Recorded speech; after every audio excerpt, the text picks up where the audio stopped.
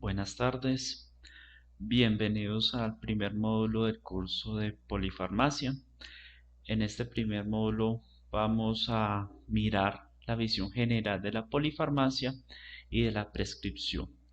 El facilitador soy yo, Luis Fernando Vallales Restrepo, soy médico, tengo una maestría en farmacología, estoy vinculado como médico de investigación en Audifarma y como docente del curso de farmacología en la Universidad Tecnológica de Pereira y en la Institución Universitaria de Visión de las Américas.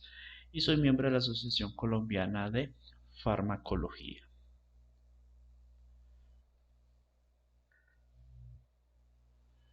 Este es el contenido que vamos a ver en este módulo.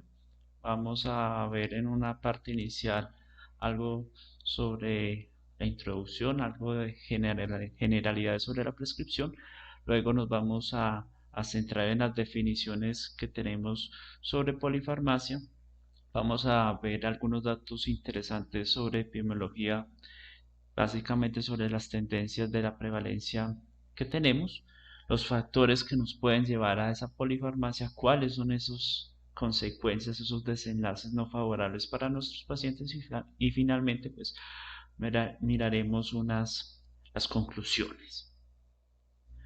Entonces, a modo de introducción, pues como todos sabemos, a lo largo de la historia la humanidad pues ha tenido la necesidad de buscarle la solución para mitigar de cierta manera los diferentes síntomas que generan todas las enfermedades. Entonces, para esto eh, se ha estudiado y se ha implementado eh, una gran estrategia farmacológica, ¿cierto? En donde el uso de estos medicamentos va a depender del estado de salud del paciente, de la patología que vayamos a tratar, de los aspectos psíquicos de la persona, de factores económicos y sociales. Pero es importante que no olvidemos el gran papel que tiene el manejo no farmacológico. Inclusive las estrategias no farmacológicas, los cambios en estilo de vida, pues ayudan a prevenir la aparición de enfermedades o cuando estas ya han aparecido, pues digamos que contribuyen de manera muy importante a la terapéutica de los individuos, reduciendo inclusive, evitando el uso de medicamentos. Hay que además tener en cuenta que hay unos factores básicos de la farmacología, que son campos específicamente de esta ciencia, que es la farmacocinética y la farmacodinámica. De la farmacocinética hacemos referencia a todos estos procesos a los cuales es sometido el medicamento una vez que ingresa al organismo. Y acá pues tenemos cuatro fases principales: la absorción, la distribución, el metabolismo y la excreción. Y ya la farmacodinamia hablamos o hace referencia más bien a esa interacción que se da entre el fármaco con su respectivo receptor. Entonces hablaremos de mecanismos de acción y todos los efectos que se van a producir como consecuencia de ese mecanismo de acción. Y que además de lo anterior, las terapias se deben individualizar, teniendo en cuenta acá algunos factores biológicos como los extremos de la vida, ¿cierto? La edad, el adulto mayor, eh, edades pediátricas, la condición de embarazo, de lactancia, entre otros. Comorbilidades es muy importante acá resaltar aquellas que nos puedan afectar la absorción de los medicamentos, patologías de tracto gastrointestinal, enfermedades hepáticas que afecten el metabolismo o la eliminación de algún medicamento, al igual que todas estas patologías que puedan llegar a afectar la tasa de filtración glomerular, ¿cierto? Que nos van a afectar básicamente a la eliminación de los medicamentos. Entonces todo esto repercute de cierta manera en la efectividad de los medicamentos, la seguridad, las reacciones a veces, interacciones que van a tener estos fármacos y por ende para las contraindicaciones que debemos tener allí en cuenta. Entonces, la prescripción de medicamentos se ha descrito que tiene varias etapas, varias fases. Entonces hay un momento uno, en el cual iniciamos la prescripción de X fármaco, puede haber un momento 2 en donde decidamos cambiar ese medicamento que se inició al comienzo, o una fase 3 en donde adicionamos otro medicamento al manejo de nuestro paciente. Tenemos una fase 4 en donde encontramos la reducción del número de medicamentos que tenga prescrito un paciente. En la realidad vemos que acá ya hay dificultades porque encontramos que no es fácil retirar los fármacos ya una vez que se han iniciado en una persona. Y suspender definitivamente la terapia farmacológica sí que es una fase crítica, la cual casi no se ve en nuestro ejercicio profesional. Entonces, vamos a empezar con las diferentes definiciones. Vamos a procurar definir lo que es polifarmacia. Entonces, por ejemplo, la Real Academia Española define la polifarmacia o polimedicación, allí son sinónimos, como la prescripción de un gran número de medicamentos o el abuso de ellos. Entonces, acá resulta o aparece una pregunta, pero entonces, ¿qué vamos a determinar como un gran número de medicamentos? Entonces, este es el propósito inicial, darle una respuesta a este interrogante. Pero de entrada, es importante acá resaltar que no hay una definición homogénea de polifarmacia en la literatura. Hay múltiples definiciones en este sentido. Entonces, clásicamente la polifarmacia se ha entendido como el uso de más medicamentos de los que están clínicamente indicados, pero esta definición pues, tiene un componente algo, digamos que subjetivo, en donde va a depender mucho del juicio clínico del prescriptor. Y esto tiene otro inconveniente y es que va a ser difícil que utilicemos esta definición para poder realizar estudios farmacoepidemiológicos a gran escala. Es por ello que la farmacoepidemiología ha procurado establecer, digamos que un punto de corte, un umbral numérico para definir la polifarmacia. Sin embargo, acá también entramos en la dificultad en donde esos puntos de corte son demasiado heterogéneos. Pero hay una revisión sistemática muy interesante sobre las definiciones de polifarmacia que fue publicado en el año 2017, un estudio grande en donde a partir de 1156 artículos cumplieron los criterios de inclusión y exclusión 110, ¿sí? En el periodo entre 1 de enero de 2000 al 30 de mayo de 2016. En esta revisión sistemática, los autores encontraron 138 definiciones diferentes de polifarmacia. La mayoría de ellas, 80%, involucraban definiciones numéricas, ¿sí? Y algo interesante acá es que casi la mitad de los artículos emplearon una misma definición y definieron la polifarmacia como la presencia de 5 o más medicamentos en un día. Pero vemos que, digamos que ese punto de corte fue algo variable. Hubo algunos estudios que incluyeron que tener 2 o más medicamentos lo consideraban polifarmacia y inclusive otros de 11 o más medicamentos. Pero digamos que en este curso vamos a entender como polifarmacia la presencia de 5 o más medicamentos. En esta misma revisión sistemática aparece otro concepto que es muy importante. Resulta que 7 artículos correspondientes a 6.4% de todos los artículos que ingresaron pues al análisis categorizaron la polifarmacia como en otra categoría, ¿sí? Dependiendo del número de medicamentos. Y aparece el término de polifarmacia excesiva. Y acá se entiende como la presencia de 10 o más medicamentos en un día. Entonces, este va a ser otro término que vamos a tener en cuenta. Esta misma revisión sistemática encontró también en otros 7 artículos que la polifarmacia la definían de manera como descriptiva, ¿sí? Eh, con un componente cualitativo, no tan numérico. Entonces definían ya la polifarmacia como una polifarmacia apropiada o como una polifarmacia inapropiada. 11 definiciones diferentes, muy heterogéneas entre ellas, pero acá pongo algunos ejemplos de definiciones de polifarmacia apropiada e inapropiada. Por ejemplo, algunos autores definen la polifarmacia inapropiada como la presencia de medicamentos potencialmente inapropiados.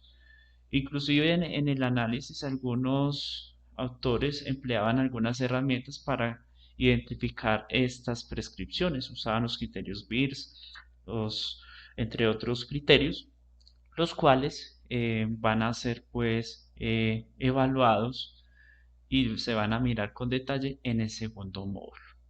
Otra definición de polifarmacia inapropiada era uso de medicamentos que no estaban clínicamente indicados, uso de medicamentos que no son efectivos, duplicidades terapéuticas que más adelante hablaremos de ello.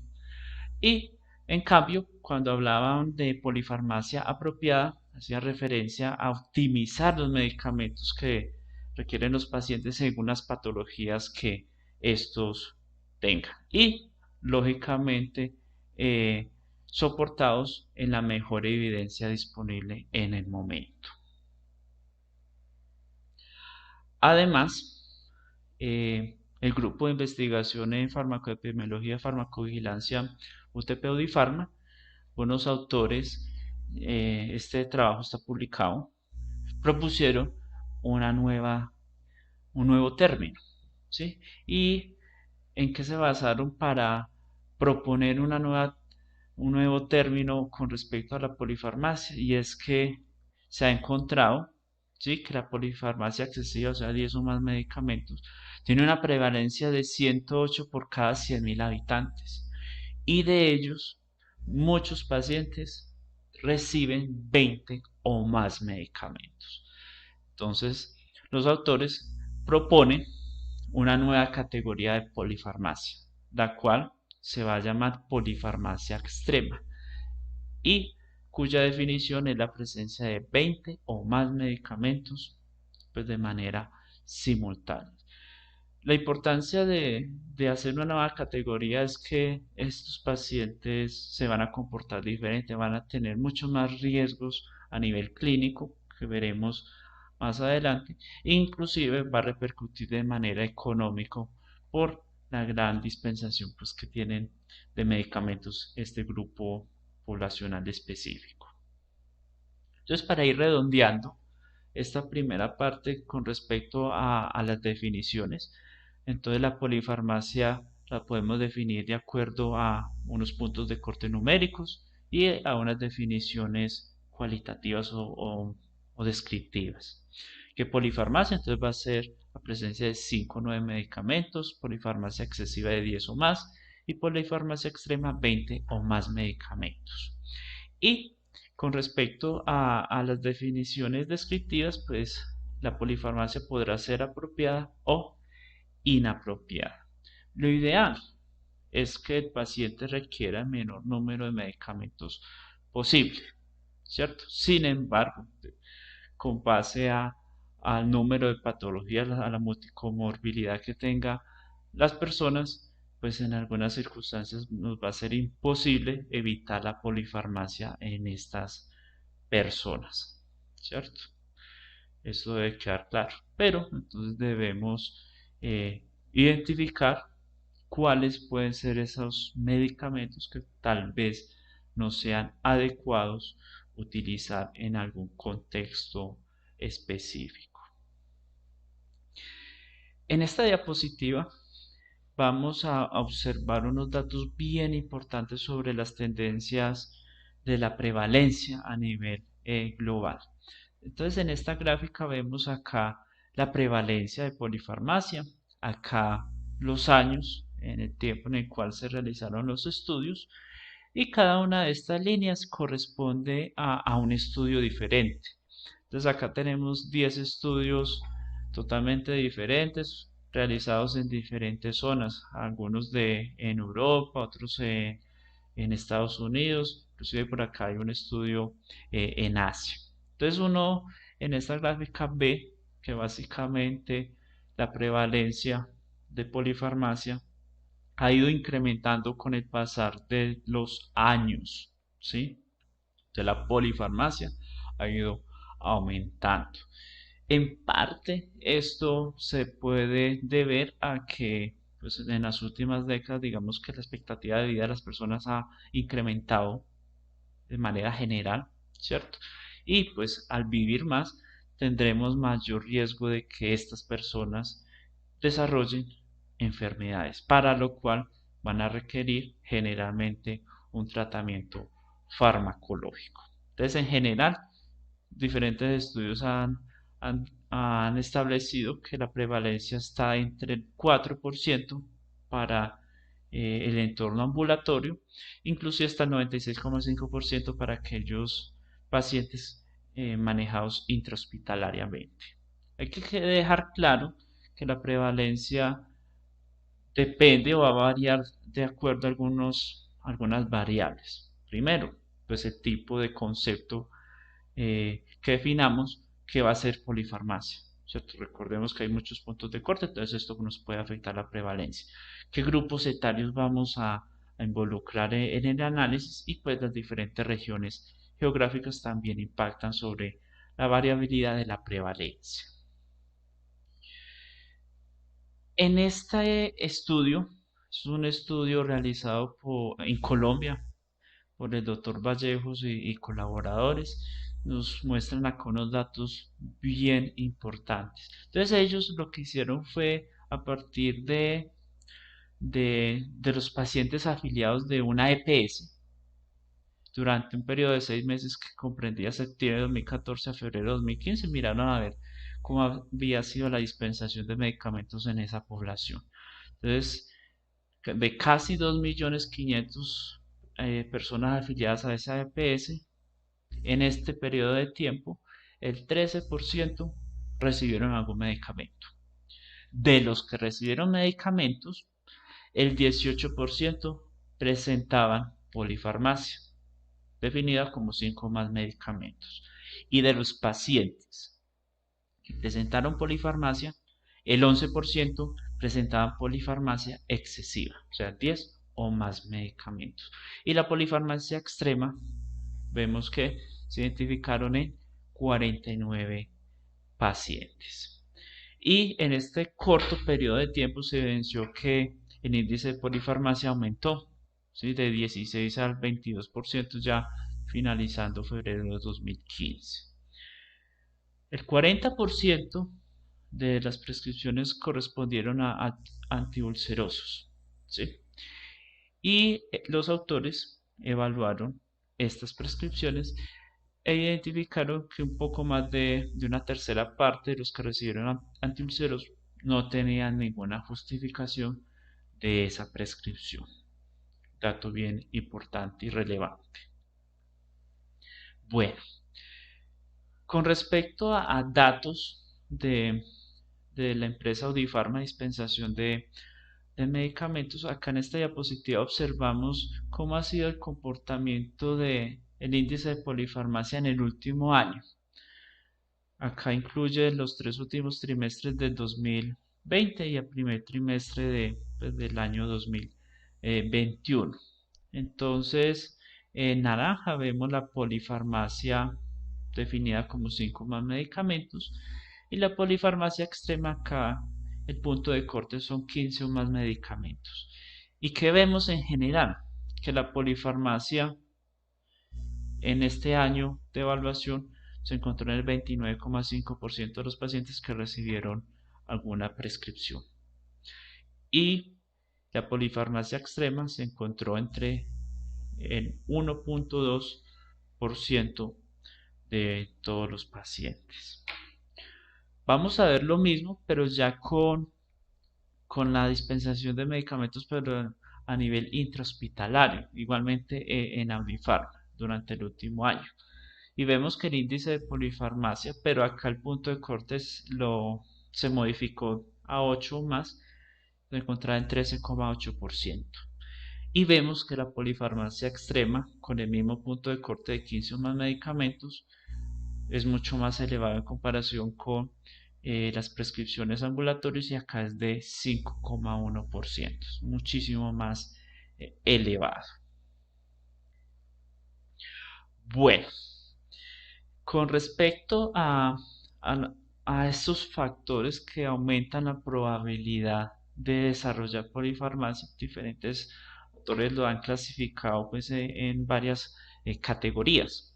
Entonces, por un lado tenemos unos factores sociodemográficos como la edad, sexo, nivel de educación, el estado de salud propiamente del individuo, de nuestro paciente, en donde están las comorbilidades, si ha tenido en hospitalizaciones, trastornos depresivos y la atención médica, donde acá puede estar inmerso el sistema de salud, la fragmentación de la atención, las cascadas de prescripción, las duplicidades, entre otras. Entonces, a continuación, vamos a ir ampliando un poco más estos factores que nos aumentan la probabilidad de tener polifarmacia. Entonces, este estudio es muy interesante, es una corte de pacientes de España que involucraron más de 26.000 pacientes. La mayoría eran mujeres y la polifarmacia se encontró casi en el 22%, la polifarmacia excesiva 0,6%. Entonces allí ellos realizaron varios modelos multivariados para determinar qué variables eran las que aumentaban la probabilidad de que el paciente tuviera polifarmacia. Entonces encontraron unas bien interesantes. La edad. Entonces acá el grupo etario de comparación fue de tener 65 a 74 años. Entonces en comparación con este grupo, los que tenían 75 a 84 años tenían una probabilidad del 44% de recibir o tener polifarmacia. Igualmente se identificó que los que tenían 85 o más años tenían un riesgo del 40%. O sea, a mayor edad, a mayor grupo etario, se aumenta el riesgo de polifarmacia.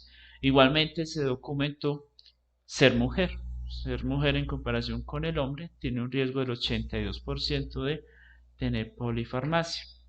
Igualmente el nivel educativo. Acá la variable sobre la cual se comparó fue tener estudios universitarios. Entonces, en comparación con los que solamente tenían educación básica primaria, el riesgo era 32% de recibir polifarmacia. Y el riesgo es mucho más elevado para aquellas personas que no tienen ningún tipo de estudio. Acá el riesgo es de 112% para llegar a desarrollar o de tener polifarmacia. Ampliando un poco lo relacionado con la edad, eh, en este estudio de Polonia, que involucró más de 32 millones de personas, observamos unos datos bien importantes. En esta gráfica vemos igualmente acá la prevalencia de polifarmacia, acá en las barras vemos en azul datos del 2018 y en naranja datos del 2019. Y acá en la parte inferior pues vemos acá los grupos etarios. Entonces, ¿qué vemos básicamente? Que está allí señalado con esta flecha, que a medida que la edad de las personas aumenta, pues estas van a tener una mayor prevalencia de polifarmacia, siendo extremadamente elevada pues en el grupo de 80 o más años.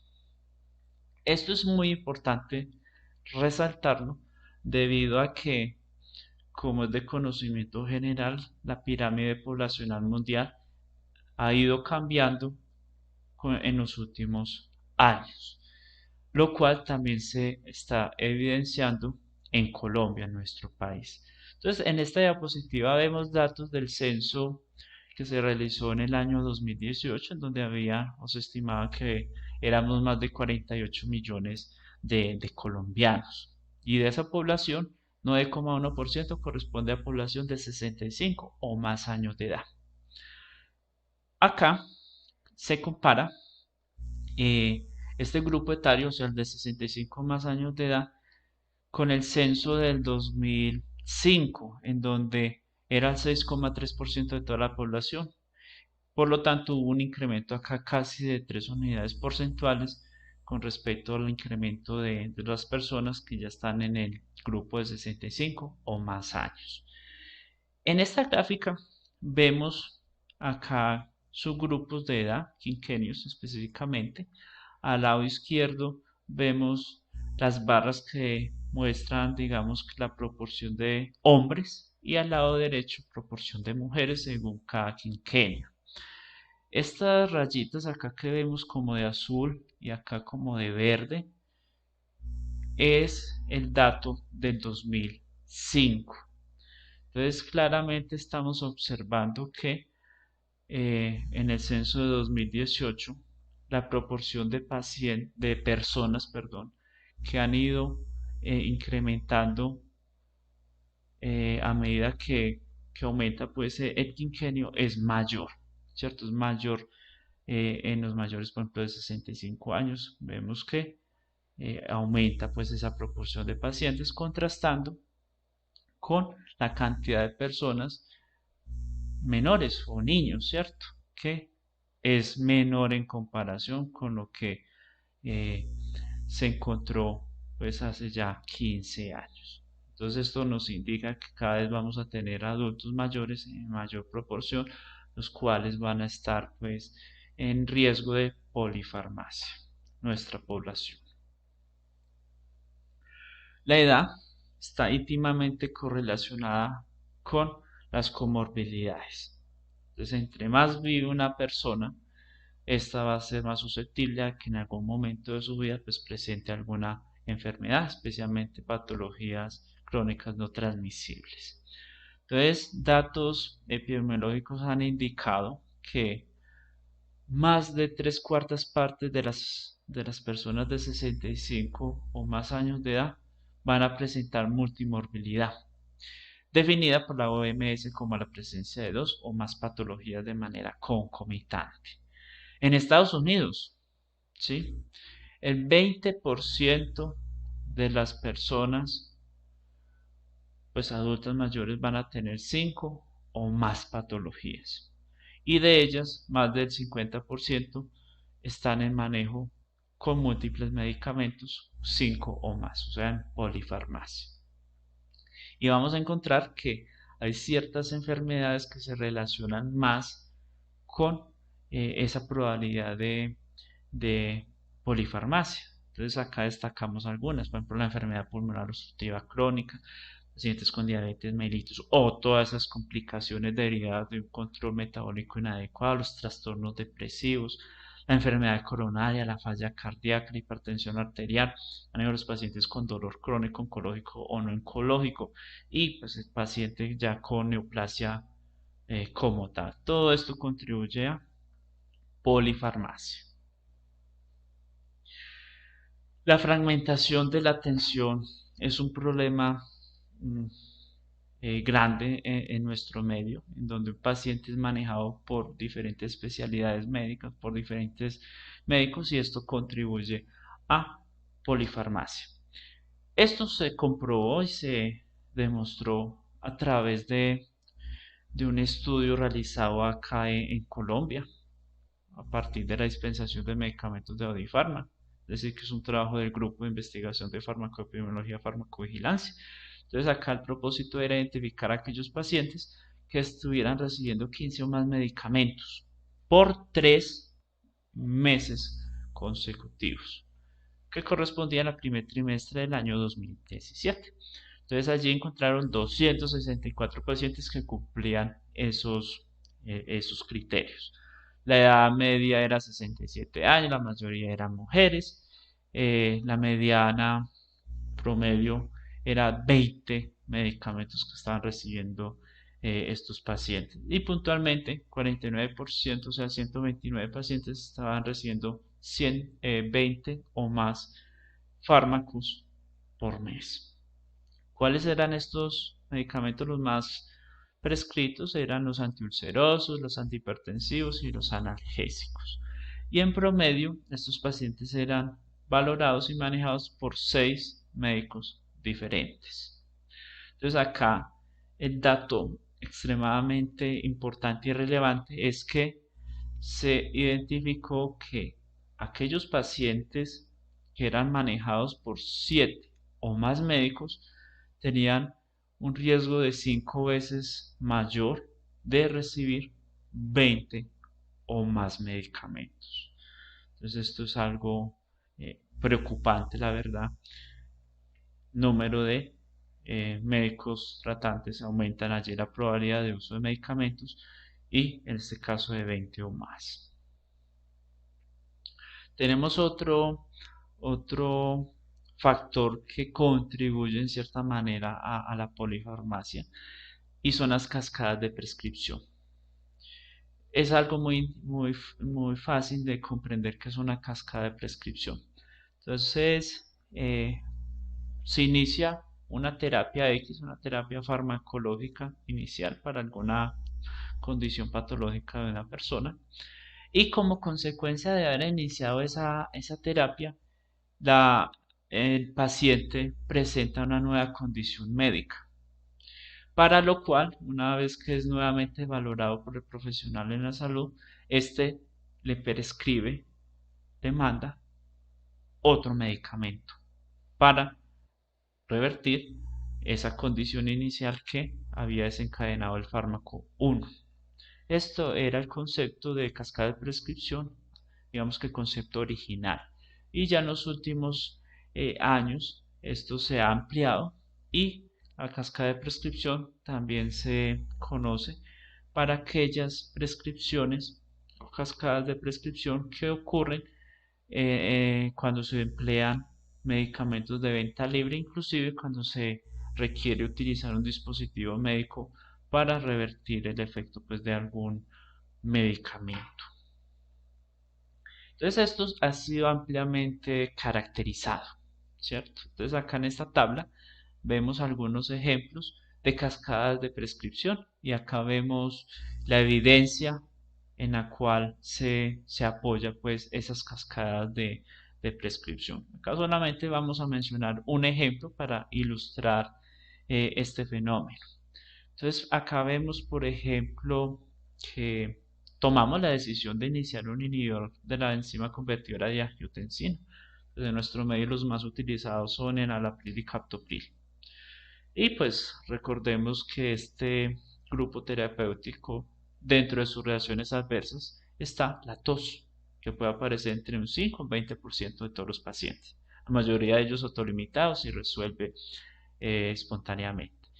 Pero entonces el IECA le dio tos a la persona. Esta persona consulta y la valoración médica, en esa valoración médica deciden administrarle un antibiótico. Entonces pongamos acá un ejemplo. Digamos que le demandaron un beta-lactámico, una amoxicilina.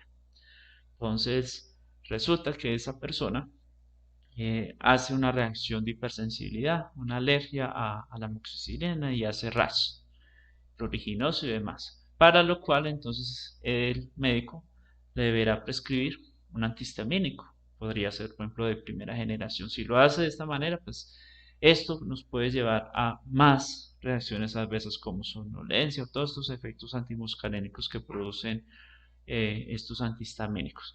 Y de esta manera se empiezan a adicionar y adicionar medicamentos para una condición que fue inicialmente producida por un fármaco. Entonces acá la estrategia sería, si hay que hacer una intervención, pues modificar, retirar el medicamento involucrado o cambiarlo de grupo terapéutico. En este caso, si la tos es muy intensa, pues habrá que cambiarlo por un ARA2. Este trabajo original también caracteriza muy bien lo que ocurre con muchos de nuestros pacientes y es un ejemplo claro de una cascada de prescripción. Entonces acá son pacientes de Canadá, son investigadores de Norteamérica incluyeron una población muy grande, casi 45.000 personas con demencia, y de ellos, poco menos de la mitad estaban recibiendo inhibidores de la colinesterasa para el manejo de su demencia. O sea, rivastigmina, donepezil o galantamina, alguna de estas moléculas. Y recordemos que estos medicamentos, dentro de sus reacciones adversas está la incontinencia urinaria, ¿cierto? Entonces resulta que en el modelo multivariado, los autores evidenciaron que aquellos pacientes con demencia que estaban recibiendo inhibidores de la colinesterasa tenían una probabilidad del 55% de recibir un medicamento anticolinérgico, el cual pues, se utilizaría en este contexto pues, para revertir allí la incontinencia urinaria. Pero resulta que todos los medicamentos anticolinérgicos, y especialmente estos anticolinérgicos vesicales, son prescripciones potencialmente inapropiadas para un paciente con demencia porque empeora su condición basal a nivel cognitiva, ¿sí? Esto ya ha sido también descrito en el país. Nosotros en un trabajo que involucró más de 4.000 pacientes con Alzheimer, se evidenció que el 23% de ellos reciben medicamentos anticolinérgicos. Eso deteriora su estado cognitivo y pues empeorará su, su calidad de vida. Bueno, hay otro aspecto importante que son las duplicidades terapéuticas. Eso también cada rato lo observamos en las prescripciones. Y una duplicidad terapéutica básicamente es prescribirle a un paciente dos medicamentos del mismo grupo terapéutico de manera simultánea. Entonces, para ilustrar lo anterior, les voy a decir acá unos datos interesantes de una investigación de una corte italiana, en donde se identificaron más de 5.800 pacientes que requirieron atención hospitalaria, ¿cierto? Entonces, al momento de que estas personas ingresaban a estas clínicas, encontraron que por lo menos 2,5% de ellos tenían alguna duplicidad terapéutica, la cual aumentó a 3,4% al momento del egreso. Si en vez de las duplicidades disminuir, incrementaron y la P es significativa, si es menor a 0,05. Los medicamentos o grupos terapéuticos más relacionados con estas duplicidades terapéuticas fueron los psicotrópicos y los medicamentos utilizados como antiulcerosos. Y lo que es todavía más preocupante es que estos pacientes los volvieron a evaluar 3 meses después del alta médica y la gran mayoría, 87%, aún están recibiendo las duplicidades terapéuticas. ¿Sí? Acá en este estudio demuestra claramente que en muchas ocasiones no se hace un adecuado ajuste terapéutico cuando el paciente claramente lo requiere. Bueno, de otro lado, la polifarmacia nos va a tener unas consecuencias importantes, ¿sí? Claramente, como vamos a ver con algunos ejemplos de evidencia, la polifarmacia está relacionada con aumentar el riesgo de reacciones adversas, de interacciones farmacológicas, de que el paciente no tenga una adherencia al tratamiento que nosotros instauramos. Hay aumento en el deterioro cognitivo y funcional, el paciente aumenta la fragilidad, las caídas, el riesgo de fracturas. Todo esto puede llevar a incrementar las hospitalizaciones, inclusive a morir. Y todo esto repercute pues, en los costos de atención y del sistema de salud en general. Entonces vamos a ver algunas publicaciones al respecto sobre cada uno de los tópicos que les acabo de mostrar y de mencionar. Entonces, las reacciones adversas es algo relativamente común. Entonces, por ejemplo, en el 2005 en Estados Unidos se estimó que más de 4 millones de las visitas al médico eran a reacciones adversas a medicamentos. 35% son pacientes ambulatorios, el 40% pacientes hospitalizados. En algún momento de su terapia van a presentar alguna reacción adversa. Entonces, en pacientes ambulatorios, estudios han evidenciado que hay un riesgo, ¿cierto? Los pacientes que tienen polifarmacia, o sea, 5 más medicamentos, tienen un riesgo de tener reacciones adversas y este riesgo está cuantificado acá en un 88%. Ese riesgo de reacciones adversas también se encuentra en los pacientes hospitalizados. Y en este trabajo vemos que a medida que aumenta el número de medicamentos o el grupo, aumenta también el riesgo.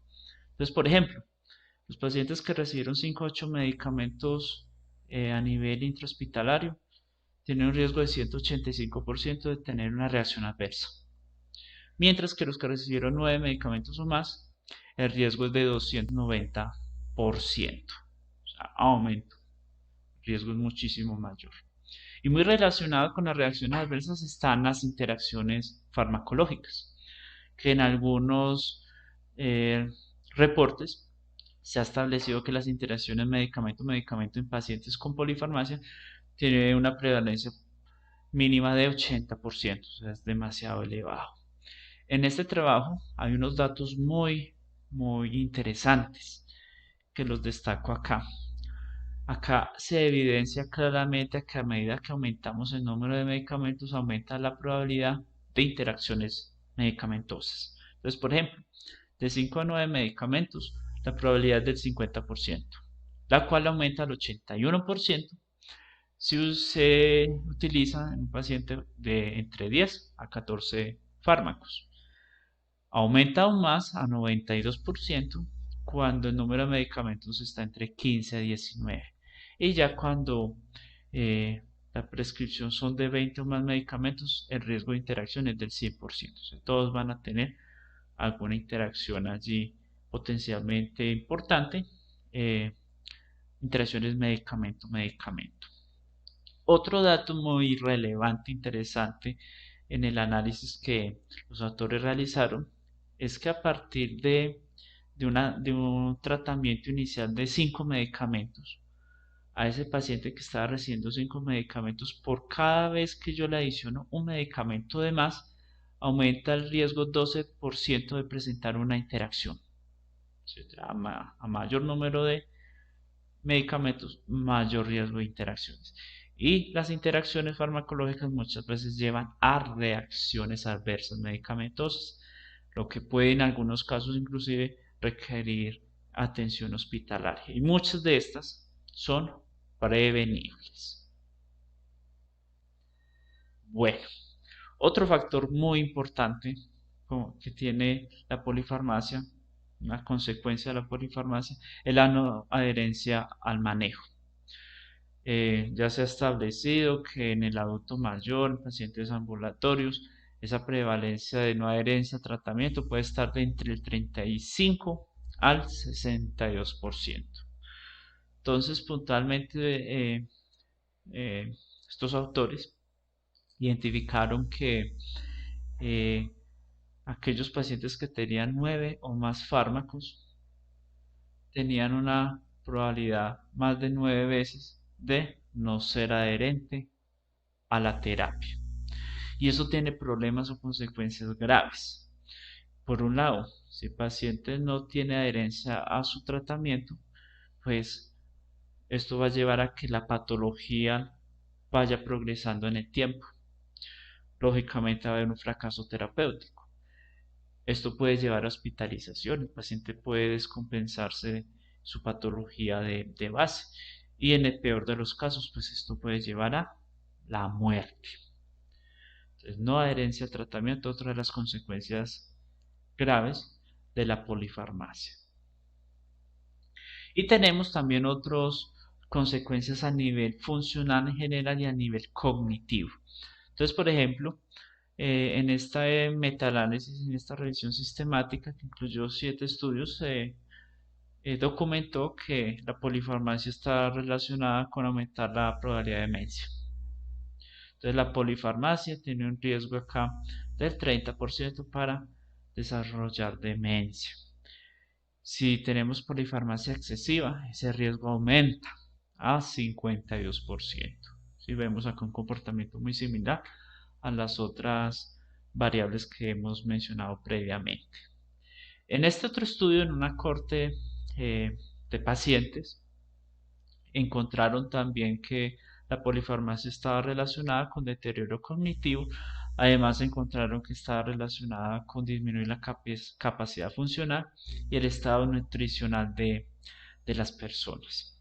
Entonces, ellos además aplicaron unos instrumentos, entre ellos destacar, por ejemplo, este instrumento que es de las actividades instrumentales de la vida diaria, que denota la capacidad de independencia que tiene una persona, digamos que en un entorno social. Entonces vemos que la polifarmacia disminuye esta herramienta, el puntaje de esta herramienta, empeora ese grado de independencia que puede tener el paciente. Y esto es mucho más marcado, ¿sí?, con la polifarmacia excesiva. La herramienta pues, pierde mucho más puntos a mayor número de medicamentos. La fragilidad es otra consecuencia de la polifarmacia. En este metaanálisis grande, ¿cierto?, involucraron 25 estudios. La conclusión es que la polifarmacia aumenta el riesgo 77% y la polifarmacia excesiva un riesgo mayor de 4 veces de que el paciente llegue a presentar fragilidad. Y tenemos otro problema grave, que a la vez puede ser un síndrome geriátrico demasiado relevante, que son las caídas. Entonces acá un metaanálisis muy grande que involucraron 281 estudios documentaron que la polifarmacia aumenta el riesgo de caídas en un 75%, estadísticamente significativo. Y hay algunos grupos farmacológicos que aumentan más ese riesgo de los opioides. Los opioides aumentan ese riesgo de caídas, medicamentos antiepilépticos igualmente. En otros estudios se ha documentado que las benzodiazepinas, que los antihipertensivos, entre otros. En este otro estudio, que esto es una corte de pacientes de Inglaterra, también se evidenció que la polifarmacia está relacionada con caídas. Los que usan 5 o 9 medicamentos, un riesgo de 35% y más de 3 veces para aquellos con polifarmacia excesiva. Entonces sabemos que una proporción importante de los pacientes que se caen, adultos mayores, muchos de ellos van a presentar fracturas. Y allí empieza ya una carga mucho más elevada de morbilidad y de mortalidad en el paciente anciano. Entonces, otro factor importantísimo y preocupante en la cual la polifarmacia se relaciona con desenlaces clínicos desfavorables. Y llegamos acá a la mortalidad. Entonces, otro metaanálisis, este ya de 47 estudios, documentaron que el uso de medicamentos se relaciona con muerte. Entonces, por ejemplo, en el grupo de 1 a 4 medicamentos el riesgo es de 24%. ¿Sí? Acá el comparador es no tener medicamentos. Tener 5 medicamentos, 31%. Entre 6 a 9 medicamentos, 59% de riesgo de morir. Y polifarmacia excesiva, 10 o más medicamentos, riesgo del 96%. Los medicamentos también están relacionados con este desenlace fatal. Bueno, entonces ya para ir terminando y redondeando algunas ideas, entonces acá vamos concluyendo algunas cosas. Entonces, primero que todo, el concepto de polifarmacia es muy heterogéneo en la literatura, pero a efectos prácticos de este curso, polifarmacia es de 5 a 9 medicamentos, polifarmacia excesiva de 10 o más medicamentos y polifarmacia extrema de 20 o más medicamentos, y que la polifarmacia puede ser apropiada o inapropiada, que van a haber muchos pacientes que van a requerir la polifarmacia debido a su gran carga de comorbilidad. que la prevalencia de polifarmacia ha ido incrementando en los últimos años y esto se explica pues por tener una mejor calidad de vida, una mejor expectativa de vida de manera pues general y pues esto se relacionará con mayor aparición de enfermedades y por ende de tener exposición a medicamentos para darle solución a esos problemas de salud. Que el incremento de la edad, el incremento en el número de enfermedades, que el número de médicos que atienden a una persona son factores importantísimos para que éste llegue a polifarmacia. Y que esta polifarmacia, pues lamentablemente, según toda la evidencia que les mostré, se relaciona con mayor probabilidad de desenlaces clínicos desfavorables, ¿cierto? Caídas, deterioro cognitivo, funcional, reacciones adversas, interacciones, hospitalizaciones, muerte, entre otras. Por lo tanto, acá la invitación es el uso racional de los medicamentos. Entonces, ya en los próximos módulos, pues la idea es ir identificando esas prescripciones potencialmente inapropiadas, llegar a un momento y en donde se van a plantear estrategias de desprescripción y finalmente en el último módulo se hablarán sobre algunos síndromes geriátricos y además integrando todo lo visto previamente en los 3 módulos iniciales.